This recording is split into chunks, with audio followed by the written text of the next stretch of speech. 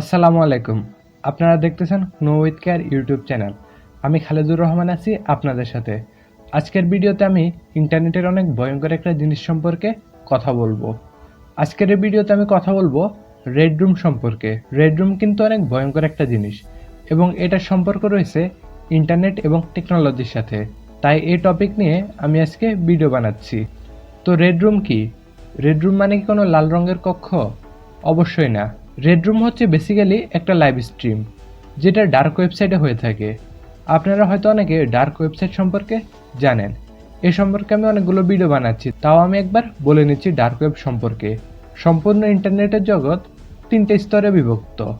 একটা হচ্ছে surface web, একটা হচ্ছে ডিপ ওয়েব, আর একটা হচ্ছে ডার্ক ওয়েব। সারফেস ওয়েব কোনগুলো? যেগুলো আমরা সাধারণ মানুষে ব্যবহার করি। ফেসবুক, হোয়াটসঅ্যাপ, ইউটিউব, এগুলো হচ্ছে সব সারফেস ওয়েব। সেকেন্ডে রয়েছে ডিপ ওয়েব। বিভিন্ন ব্যাঙ্ক অ্যাকাউন্টের তথ্য, হসপিটালের তথ্য বা বিভিন্ন পাসওয়ার্ড, এসব হচ্ছে ডিপ ওয়েবে। এগুলো কিন্তু কোনো সার্চ ইঞ্জিনে পাওয়া যায় না। আপনি সার্চ করার মাধ্যমে কোনো ব্যাংকের তথ্য বের করতে পারবেন না। তো এসব হচ্ছে ডিপ অ্যাকাউন্টের ভিতরে।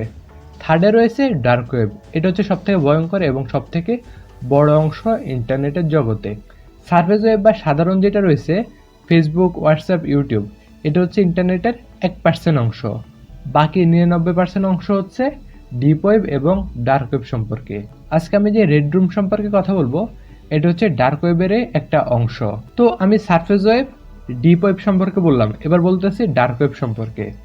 ডার্ক ওয়েব হচ্ছে ইন্টারনেটের এমন এক অন্ধকার অংশ যেখানে সকল প্রকার খারাপ জিনিস হয় এবং সকল প্রকার ইল্লিগেল জিনিস হয়, যেমন ইল্লিগেল ড্রাগ বিজনেস অথবা হিটম্যান হায়ার। এমনকি ডার্ক ওয়েব থেকে মানুষের শরীরের অংশ কিনা সম্ভব।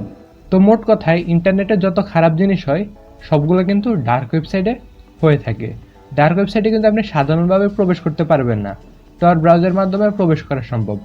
এটা চাইলে আমি এটা নিয়ে আরেকটা আলাদা ভিডিও বানাতে পারি, আপনারা কমেন্টে অবশ্যই জানাবেন বানাবো কি না। তো এবার আমি বলবো রেড রুম সম্পর্কে। রেড রুম হচ্ছে ডার্ক ওয়েবসাইটের একটা অংশ। যেরকম ফেসবুকের মধ্যে মেসেজ বা নোটিফিকেশনের সাইট রয়েছে, এরকম ডার্ক ওয়েবসাইটের একটা অংশ হচ্ছে রেড রুম। তো রেড রুমে কি হয়? আমি এই ভিডিওতে আপনাদেরকে রেড রুম সম্পর্কে বলতেছি শুধুমাত্র আপনাদের জানার জন্য, যে আপনারা জানতে পারবেন যে ইন্টারনেটে আরও কি কি হয়। কিন্তু ভুল করে কেউ রেড রুমে যাবেন না বা ডার্ক ওয়েবসাইট সার্ভ করবেন না। আপনারা ভিডিওটা দেখুন শুধুমাত্র জানার জন্য। তো রেড রুম বেসিক্যালি ডার্ক ওয়েবসাইটের একটা ভয়ঙ্কর জায়গা যেখানে মানুষকে অনেক টর্চার করা হয়। আমি আপনাকে ক্লিয়ারলি বলতেছি, বিভিন্ন দেশ থেকে অনেক মানুষকে কিডন্যাপ করা হয়। তাদেরকে ডার্ক ওয়েবসাইট থেকে যারা কিডন্যাপ করে বা হিটম্যান যারা রয়েছে ডার্ক ওয়েবসাইটের, তারা কিডন্যাপ করে ডার্ক ওয়েবসাইটেরই রেড রুমে নেয়। সেখানে তাদেরকে বিভিন্ন টর্চার করা হয়। টর্চারগুলো সাধারণ টর্চার না, অনেক ভয়ঙ্করভাবে টর্চার করা হয়। যারা ডার্ক ওয়েবসাইট ইউজ করে বা সার্ভ করে, তারা টাকার মাধ্যমে, টাকা না, সেটা হচ্ছে বিটকয়েনের মাধ্যমে ডার্ক ওয়েবসাইটের রেড রুমে যে লাইভ স্ট্রিম রয়েছে সেখানে জয়েন করে তারা ওই লাইভ স্ট্রিমটা দেখে। তো এবার কথা হচ্ছে লাইভ স্ট্রিমটাতে কি হয়।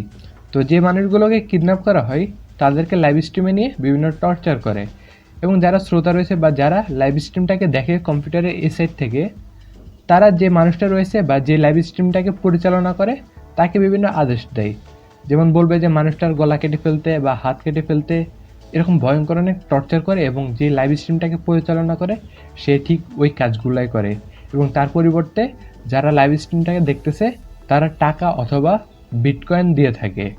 এটা বিটকয়েনের মাধ্যমে হয়, কারণ বিটকয়েন কিন্তু অনেক বড় একটা জিনিস বা এটা ইন্টারনেটের অনেক বেশি পরিমাণের একটা টাকা। তো হয়তো বা আপনি বুঝতে পারছেন যে ডার্ক ওয়েবের রেড রুম কতটা ভয়ঙ্কর, সেখানে কি কি করা হয়। এই সম্পর্কিত যদি আপনি আরও কোনো তথ্য জানতে চান তাহলে অবশ্যই আমাকে কমেন্টে জানাতে পারেন, আমি অবশ্যই আপনাদেরকে আনসার দেব। এবং ডার্ক ওয়েবসাইট, রেড রুম, এসব নিয়ে আমার চ্যানেলে কিন্তু অনেকগুলো ভিডিও দেওয়া আছে, চাইলে আপনারা দেখে নিতে পারেন। তো আজকের ভিডিও এতটুকুই, ধন্যবাদ সবাইকে।